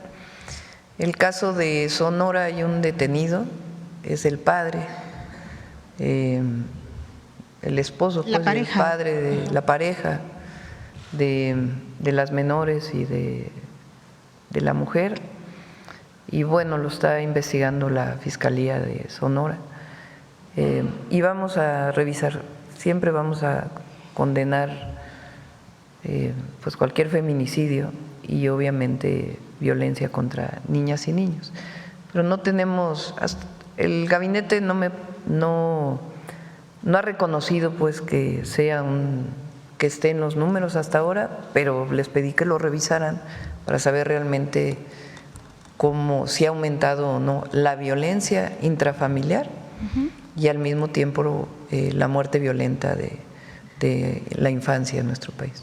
En este sentido, los criminales se sienten impunes, eso es lo que les llama a cometer todos los delitos. Hay un porcentaje mayor al 90% de impunidad en el país. ¿Qué hacer para combatir este tema? Pues justamente es la estrategia. Sí. ¿Hay alguna meta de su gobierno para disminuir esta? Sí, no es una meta con porcentaje, sino una disminución fundamental de la impunidad en México. Por eso llamamos cero impunidad. Por eso el fortalecimiento de la inteligencia y la investigación es tan importante. Esta idea de que vamos a perseguir y a vigilar a los ciudadanos, pues obviamente es falsa y es mentira. Pero sí tenemos que fortalecer las capacidades del Estado mexicano para garantizar las carpetas de investigación y obviamente del sistema de justicia de nuestro país, que no libere a delincuentes. Pero en el marco del sistema penal acusatorio que tenemos en México, pues tenemos que fortalecer por el número de homicidios y delitos de alto impacto que tenemos en el país, pues las capacidades para poder detener delincuentes en el marco de la ley y en el marco del derecho y de los derechos humanos. Por eso es la fortaleza, por eso estamos fortaleciendo el Sistema Nacional de Inteligencia e Investigación, respetando al ciudadano, pero tenemos que garantizar que las carpetas de investigación tengan las pruebas suficientes para poder hacer detenciones. Entonces, así como atendemos las causas, que es un eje central de nuestra política, de la misma manera es la cero impunidad, son las dos juntas. Entonces, eso tiene que ver con las capacidades estatales y federales para coadyuvar con el Ministerio Público, con las fiscalías y con el Poder Judicial. Justamente en este tema estaría pensando en enviar en el próximo periodo ordinario de sesiones una iniciativa de reforma en la Procuración de Justicia. No lo estamos pensando como tal, estamos revisando qué tiene que modificarse de fiscalía sin tocar la autonomía y otros temas. Mañana vamos a presentar una iniciativa para el tema de la extorsión. Ayer se presentó la Estrategia Nacional Antiextorsión. Es un esfuerzo que lleva muchos meses trabajándose. Mañana lo vamos a reforzar y también vamos a enviar iniciativas importantes para atender el tema de la extorsión. No me adelanto porque ya se los platicamos mañana, pero es el delito que está creciendo, el que no hemos podido disminuir. Entonces van disminuyendo homicidios, los delitos de alto impacto, y estamos trabajando para que sea más acelerada esta disminución. Y la extorsión, que es un delito que le duele mucho a las personas porque afecta a todos los niveles, aunque solamente o es mucho más presente en algunas regiones del país, pero afecta a una persona de bajos recursos económicos que a una de altos recursos económicos. Entonces, por eso es la Estrategia Nacional Antiextorsión, y esa va a llevar reformas también legales que mañana vamos a presentar. Continuando con el tema de las infancias, Presidenta, ¿qué información le dio la Secretaría de Salud sobre los datos que se señalaron la semana pasada de estas recién nacidos que tienen madres con jóvenes, niñas incluso, y los padres son adultos mayores, e incluso en estas cifras que tiene la dependencia en sus registros, también hay madres adultas y los padres son menores, son niños? ¿Se sabe si la Secretaría de Salud, las instancias, hospitales a los que llegaron, dieron parte a las autoridades sobre estos temas? Lo estamos revisando con los estados, porque a quien dan parte pues es al Ministerio Público Estatal. Lo que presentamos el viernes es que en México es un delito el embarazo adolescente. Se persigue como delito en el momento en que llegan a un hospital a dar a luz. Entonces, así está establecido en nuestras leyes.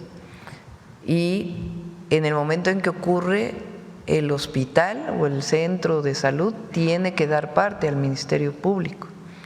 Por supuesto que no queremos que eso signifique que las madres no lleguen a un hospital, ¿verdad? Se protege a la madre siempre y al infante, porque son los derechos de las mujeres, de las madres y de los infantes, o de la niñez, pero así está considerado en las leyes mexicanas.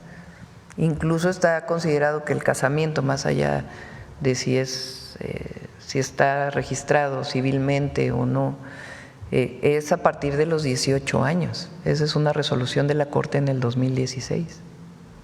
Y en otro tema, por último, de mi parte, Presidenta, en menos de 2 meses van a salir 500 juzgadores, quienes de acuerdo con la reforma deben recibir 3 meses de salario y 20 días por cada año laborado. Sin embargo, hasta ahora la Judicatura pues no les ha querido decir cuánto les corresponde. ¿Se garantiza esta indemnización, Presidenta, a los juzgadores salientes? Sí, lo que es por ley. Lo que dice Tiene que respetarse la ley, sí. Muchas gracias. Vamos a ver acá.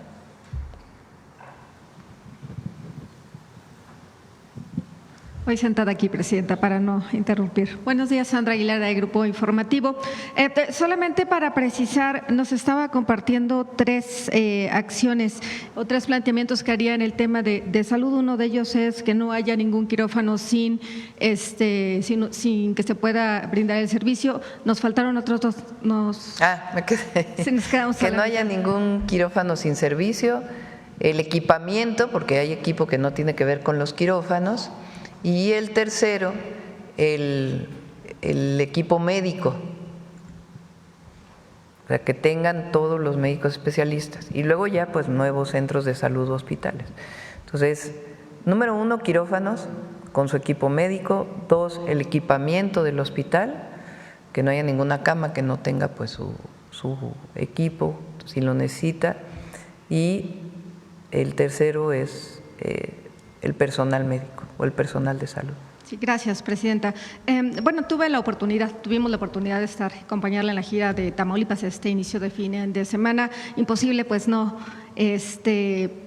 compartir todo lo que vemos en un evento, en otro, su llegada a la gente, pues las mujeres, los niños, que a pesar de las temperaturas estaban ahí por su propio pie.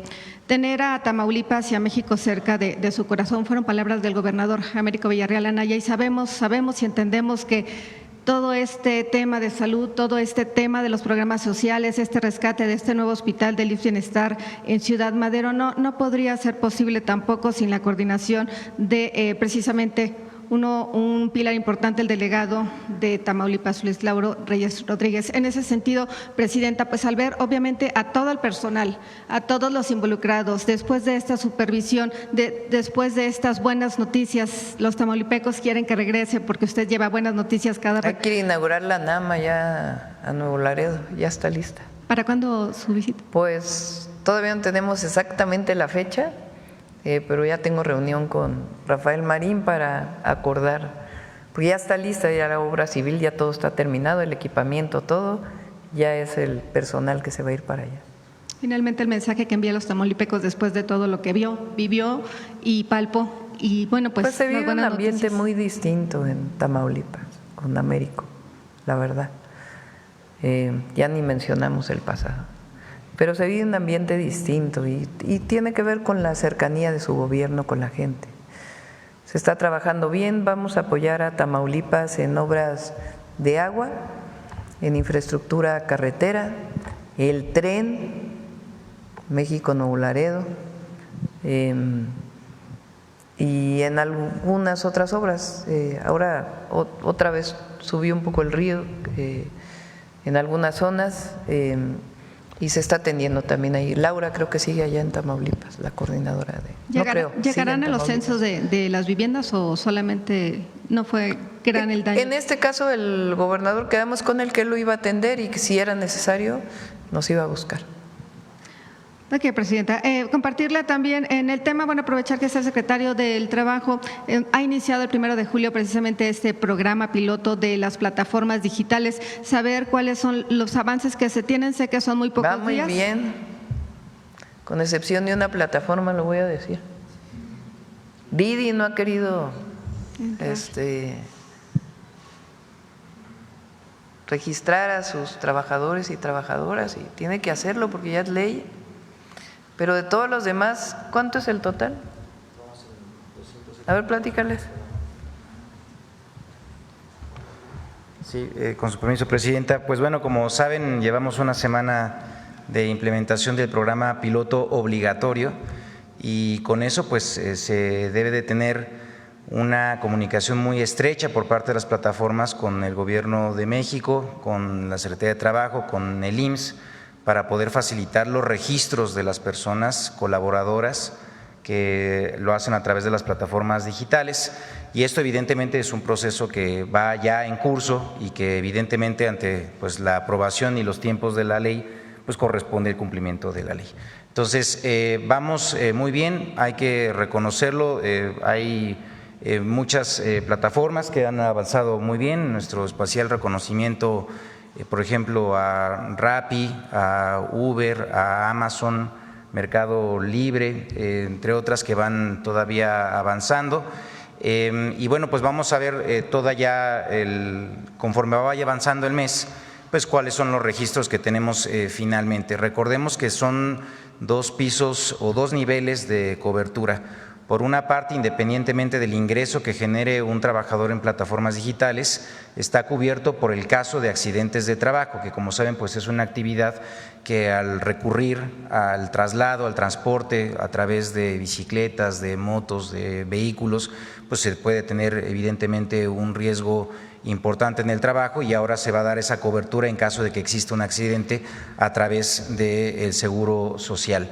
Y el segundo beneficio es para las y los trabajadores que pues en resguardo de su tiempo, que deciden cuántas horas se conectan, cuántos días se conectan, logren un ingreso de un salario mínimo en un mes. Ellos tienen todos los derechos completos de la seguridad social que corresponden no solamente a la atención médica, sino también a pensiones, a guarderías, en realidad a todos los efectos que corresponden a la seguridad social. Entonces vamos avanzando muy bien, estamos hablando ahora que tenemos cerca de 300,000 registros de personas trabajadoras, esto se irá actualizando conforme vayamos avanzando y pues lo que hacemos pues es una cordial invitación a quienes todavía hagan falta de poder hacer los registros de las personas colaboradoras, que lo hagan y lo que queremos con ello pues es cumplir con el compromiso que se estableció con el pueblo de México, con los trabajadores de plataformas, de que puedan contar con el reconocimiento de sus derechos plenos en el ámbito de la colaboración de su trabajo, ser reconocidas como trabajadoras y trabajadores de plataformas digitales. No puede estar excluido los derechos laborales de la innovación tecnológica y yo creo que este es un paso histórico que hemos dado evidentemente en avance de una visión humanista sobre las relaciones laborales. Gracias, Presidenta. Una última pregunta. Sabemos del trabajo que se ha realizado precisamente en las aduanas, sabemos del acercamiento inclusive que usted ha tenido directamente con los titulares de las mismas. Ante algunas denuncias que han presentado inclusive trabajadores de las mismas, sí es cierto y en efecto hay un antes y un después. Usted tendrá tal vez el dato precisamente de la remoción de uno de los titulares, pues ante pues según denuncian los trabajadores, no querer acatar las nuevas reglas e instrucciones a cargo del general Ernesto Alejandro Vadillo, quien es el director y supervisor de estas aduanas. A través, insisto, de estas denuncias que han realizado, pues bueno, también denunciaron a don René Díaz. Preguntarle, Presidenta, ¿cuáles son las medidas que continuarán realizando para que este tipo de actos de corrupción que existía al interior precisamente de las aduanas no se repitan, ahora que se está pues viendo cambio, insisto, un antes y un después? El mejor indicador es la recaudación de cada aduana. Obviamente se analiza con el número de pedimentos, o sea, cuántos productos o paquetes han entrado o contenedores, dependiendo de la aduana, y el valor de cada contenedor. Por ejemplo, si aumenta el número de pedimentos, o sea, el número de productos que pasan o contenedores, y aumenta el valor, pues tiene que aumentar la recaudación, ¿no? Entonces, si esas dos no aumentan y disminuye la recaudación, pues algo no está bien. No necesariamente es corrupción, pero a lo mejor no se está vigilando lo suficiente, en fin. Entonces, todo eso se revisa cada semana. Yo los veo cada mes, pero hay un equipo de trabajo en donde incluso está la Secretaría de Seguridad y Protección Ciudadana, que está revisando permanentemente para ver pues que realmente estén entrando los recursos al erario público, que es lo más importante.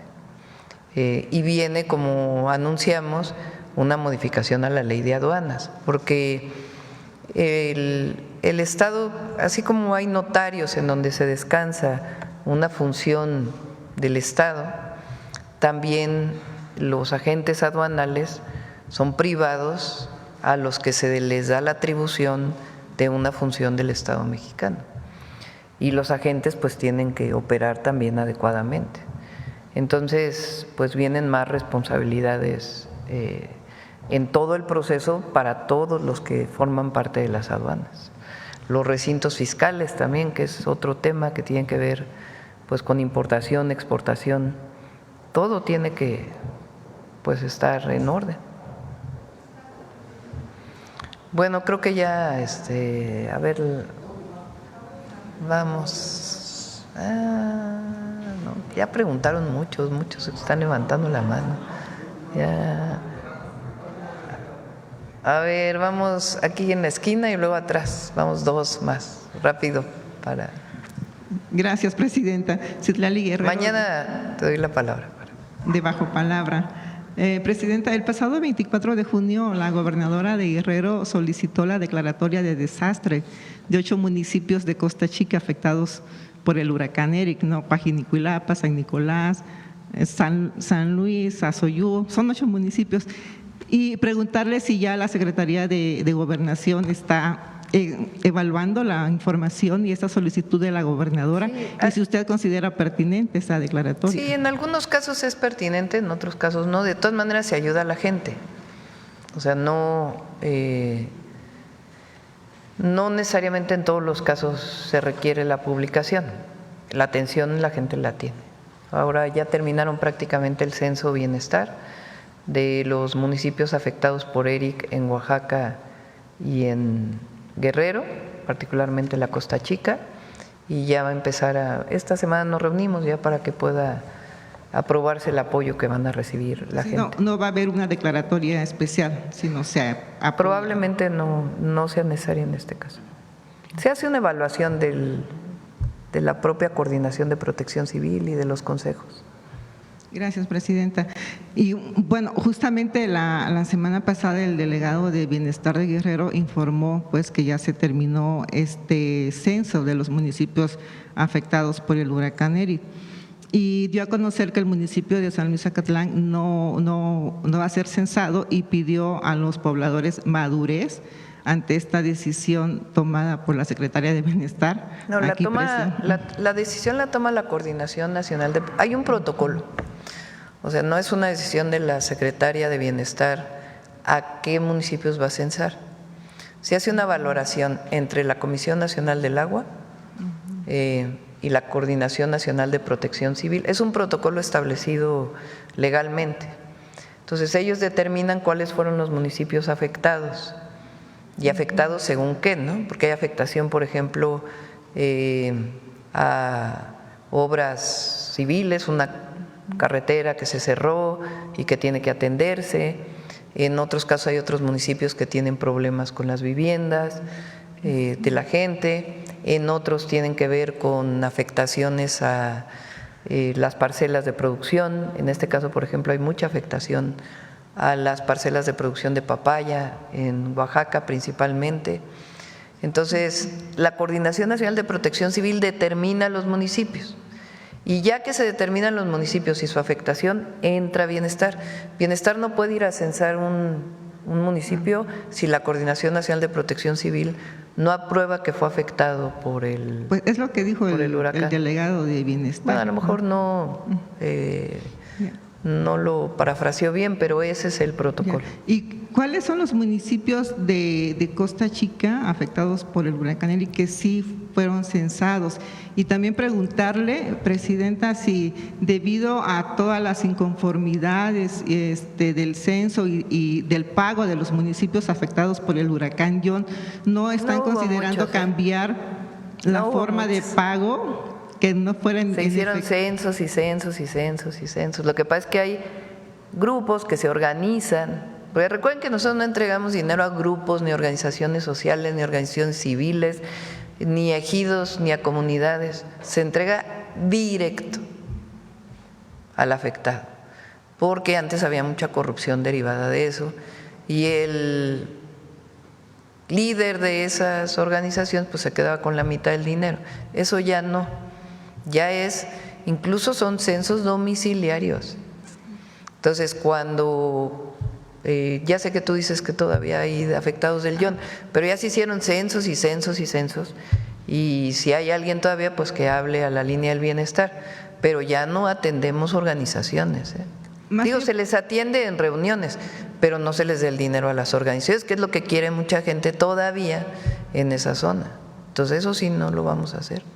Más bien, Presidenta, mi pregunta iba en el sentido de que si no están considerando en cambiar la forma de pago, que no sea en efectivo, sino que sea como en tarjeta, igual para que sea más seguro, ¿no? Y más directo, porque esto es lo que generó como muchas inconformidades, que los servidores de la nación pues llevaban los sobres en efectivo y como en este caso en Copala, que 73… Si eso fuera cierto, yo no podría ni pasar por esas zonas. Y la verdad paso tranquilamente y quien nos dice, oye, no me atendieron, pues se revisa. A ver, Ariadna. Gracias. Primero, los municipios que se censaron del estado de Guerrero de Costa Chica, San Nicolás, que fue el más afectado porque está sobre la costa, Coajinicuilapa, Ometepec, Iguala, Azoyú y Juchitán. Igualapa. Igualapa, sí, Igualapa. La declaratoria de desastre abarca donde hubo afectaciones por el fenómeno, que no necesariamente son las mismas afectaciones en todos los municipios.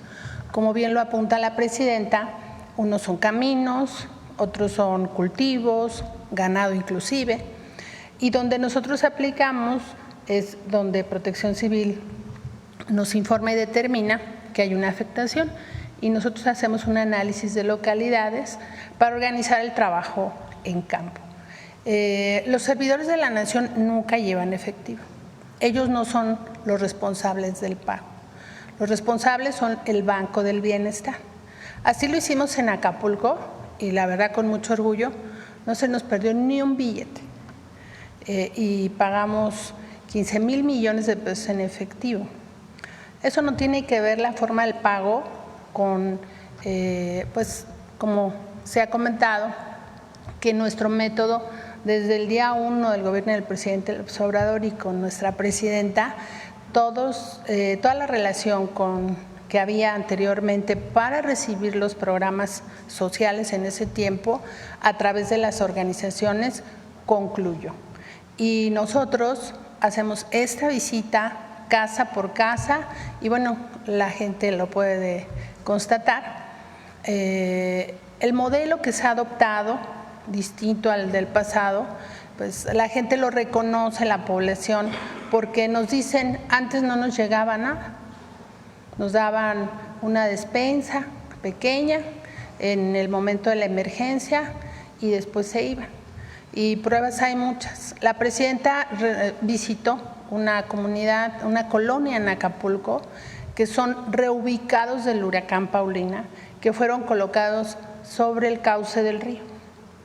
Y en Otis se inundaron, se destruyeron sus viviendas, y en Yon nuevamente el agua arrasó las viviendas y ya se está realizando todas las tareas por parte de SEDATU para reubicarlos. Pero esto es muy importante y creo que la gente lo ha reconocido, pero a través de intermediarios no, a través de organizaciones, ni partidos, ni nada. Inclusive nos coordinamos con las autoridades estatales y locales, pero nosotros hacemos el censo con compañeros inclusive que no son de la región. Ellos nos apoyan de guía, porque los que vienen de Sonora o Yucatán no conocen los caminos. Ahora mismo tenemos todavía 400 compañeros de todo el país, justo para que también de manera interna nos organicemos bien y todo se haga con honestidad y mucha pulcritud. Por eso alcanza el dinero del pueblo. ¿Y cuándo empiezan los pagos, secretaria? Cuando la presidenta ya nos instruya los montos, pero lo más pronto posible, esa es la idea. Más tardar la próxima semana. Gracias, presidente. Igual en días recientes ha habido lluvias atípicas en Chilpancingo, lo que ha acrecentado como el deslizamiento, ¿no?, de la tierra, que ha provocado grietas, socavones, pues afectando a más de 600 viviendas en Chilpancingo. Entonces, la semana pasada, pues algunos vecinos dijeron pues que tienen temor porque hay algunas casas con daños estructurales, hay otras que están a punto del colapso y bueno, preguntarle, presidenta, si usted tiene diseñado algún apoyo, algún programa especial. Cuando ocurren, digamos, fenómenos que no son huracanes, sismos, toquemos madera, que tienen que ver con lluvias atípicas, etcétera, normalmente lo atiende el Estado. Si el Estado solicita apoyo, entonces se lo damos. En este caso de Chilpancingo, pues hablaremos con la gobernadora. ¿No le ha solicitado el apoyo ni el presidente de Chilpancingo tampoco? No, tampoco. Y ya por último, presidenta, unos días antes del huracán Eric, los presidentes municipales de Coajinicuilapa, San Nicolás, se reunieron con autoridades de Oaxaca justamente para hacer la primera asamblea masiva para la elaboración del Plan de Desarrollo y Justicia del Pueblo Afromexicano, y acordaron que en agosto iban a tener esta primera asamblea masiva en lo de Soto, Oaxaca, y están pidiendo como el acompañamiento, pues en este caso. Lo tienen del INPI. El INPI, aunque sea para pueblos indígenas, también ve afromexicanos. Y justamente esa zona pues es la de mayor población afromexicana. Está el límite de Oaxaca y Guerrero. ¿Ustedes asistirían a esta asamblea, digamos, para a las primeras asambleas no asistimos. Llega el INPI, va a veces Bienestar y el apoyo del gobierno. Y ya cuando empieza a conformarse, digamos, el plan de justicia, cuáles son los elementos centrales, se apoya. Ahora recuerden, no lo hemos presentado aquí, lo seguimos trabajando, ya prácticamente está listo. Así como hay un plan para el oriente del Estado de México, hay un plan Campeche que tiene que ver con la producción principalmente de arroz y de leche. Hay un plan también que se llama Plan Lázaro Cárdenas, que es la cuenca del Balsas, que justamente, entre otros, incluye esta zona. Y ahí estamos trabajando desde ahora en lo que tiene que ver con rehabilitación de carreteras, centros de salud, escuelas. Vamos a presentar un modelo de escuela especial para toda esta zona. Entonces estamos trabajando en ello y el plan de justicia pues tendrá incorporada una parte de esto. O sea, el plan de justicia que usted está haciendo para el pueblo afromexicano, para la región específica de Guerrero y de Oaxaca, ¿usted está tomando en cuenta como estas asambleas que ya… Sí, tienen que estar tomadas en cuenta. Es más, de ahí parten. Los planes de justicia no se elaboran desde el gobierno, sería un absurdo. Tienen que elaborarse desde abajo, con la participación del gobierno. Esa es pues la virtud. Gracias, presidente. Sí. A ver, la última, breve, espero, para que ya venga. Gracias, presidenta. Buenos días a los funcionarios del subgabinete. Presidenta, con la nueva creación de la llave, ¿cómo se puede incluir a los adultos mayores que desafortunadamente pues no saben digitalmente registrarse para poder obtener la nueva CUR digital? Sigue el trámite en ventanilla sigue. Entonces ese no se suspende.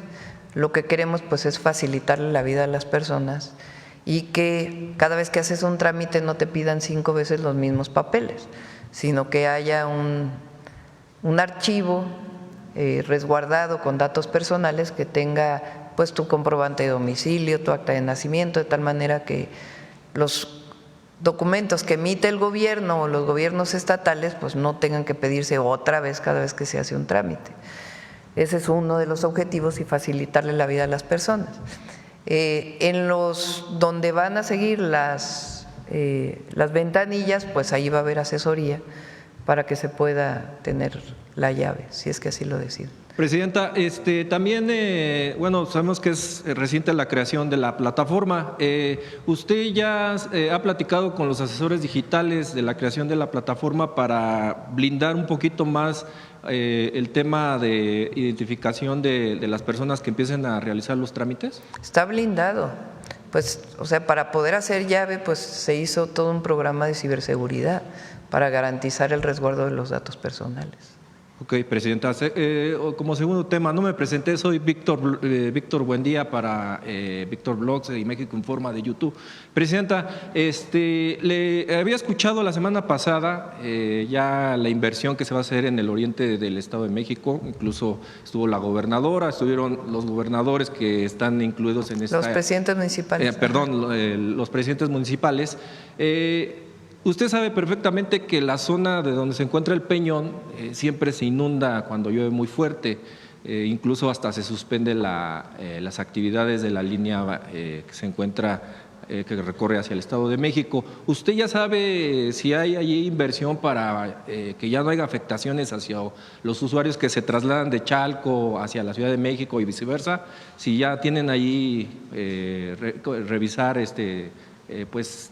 Es parte del programa, es parte del programa del Oriente. Y no sé si usted se acuerda… Y bueno, con la Ciudad de México, sí, obviamente. Sí, presidenta. No sé si usted se acuerda, presidenta, una vez que vino a visitar al presidente López Obrador, le comentaba que el periférico o el anillo periférico que comunica a la calle 7 se encuentran… todo el mercado de cárnicos, sí. Sí, llegando hacia el Estado de México, donde se encuentra la Colonia del Sol. Hay unos puentes que están… Ahí cerquita creció Ariadna, el otro día nos estaba platicando. Justo en esa zona. Sí. Ahí creció la secretaria. Sí. No funcionan esos puentes, presidenta, incluso se vuelve un… son los de la Alameda Oriente, creo que le llaman. Ajá. Esos se están arreglando. Ajá. Se dañaron en el 2017 y no se habían corregido. Ya inició en uno la rehabilitación y está por iniciar el otro. De hecho, se están demoliendo más bien. Se están demoliendo y se van a construir nuevos. Se van a construir nuevos, sí. Entonces. Ok, sí. Presidenta, eso era todo. Muchas gracias. Bueno, vamos a humanismo mexicano.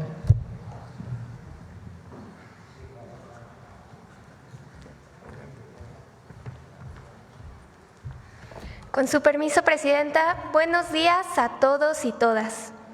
Como ustedes saben, este mes celebramos 7 siglos del legado de grandeza de México Tenochtitlan. Pero ¿sabían ustedes que la complejidad y el refinamiento cultural de los mexicas tiene un origen mucho más antiguo? Los mexicas fueron tan solo una de muchas civilizaciones mesoamericanas que se caracterizaron por compartir rasgos culturales, sociales y agrícolas, mismos que comenzaron a desarrollarse hace más de 4,000 años.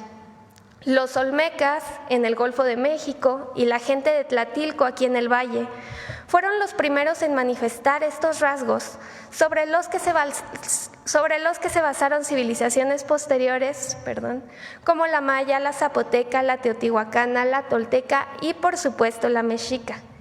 Por eso el día de hoy les invitamos a conocer estas características únicas de los pueblos mesoamericanos, que son legado de grandeza y por supuesto una de las raíces profundas del humanismo mexicano. Por maíz como especie principal, acompañada por frijol, calabaza, chile y tomate. La milpa es una combinación de cultivos virtuosa que protege la fertilidad del suelo y contribuye a conservar la diversidad biológica y el ecosistema. En las zonas lacustres, como el Valle de México, se desarrolló la chinampa, una técnica agrícola altamente productiva que utiliza de manera óptima el agua lacustre y permite grandes rendimientos de verduras, hortalizas y flores.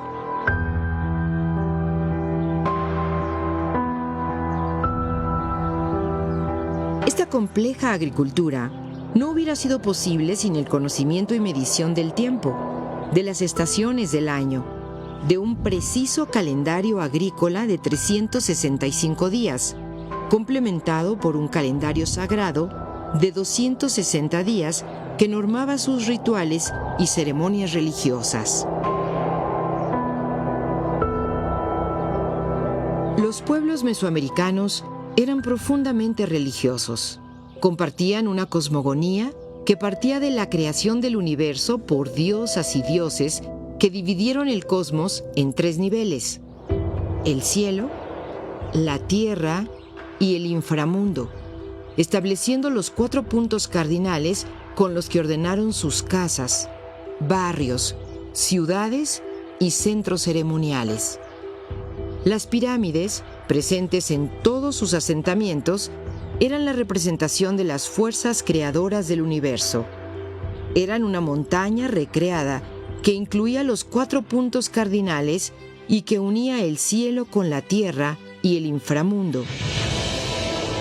Simbolizaban el orden cósmico, la creación del universo, el ciclo agrícola, las deidades protectoras, las fechas importantes de la historia de sus pueblos y la necesidad de mantener ese orden de la naturaleza con rituales y ceremonias.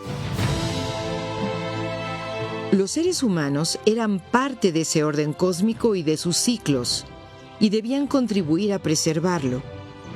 Esos pueblos originarios lograron resistir la conquista y colonización europea. Preservaron su identidad, sus formas de organización y gobierno, sus lenguas y costumbres, y son parte fundamental, hoy día, de la grandeza y diversidad cultural de México y del humanismo mexicano.